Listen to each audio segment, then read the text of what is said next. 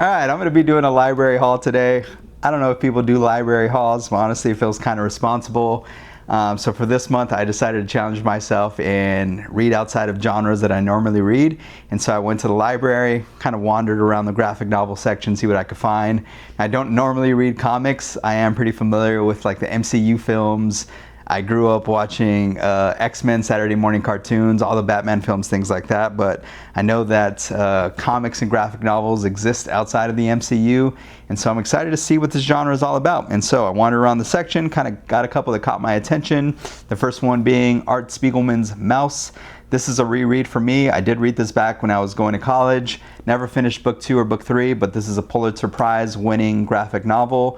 So I'm excited to finish the series, or at least reread the first one. The next one I picked up is George Takei's They Call This Enemy. This is a graphic novel memoir. I'm pretty familiar with his work as an actor and an activist, but not his personal story. This one just looks really powerful. Next I picked up Fun Home by Alison Bechdel.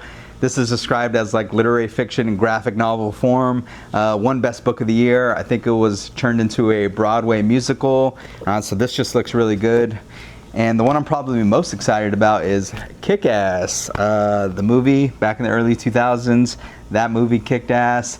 Aaron Taylor Johnson, I just saw 28 Years Later, and he was great in that. And the illustrations, they look super cool. And this just looks like a fun, chaotic read. It's kind of different than some of the other ones I selected. And the last one I chose was Batman: The Dark Knight Returns by Frank Millar, one of Time Magazine's top 10 graphic novels of all time.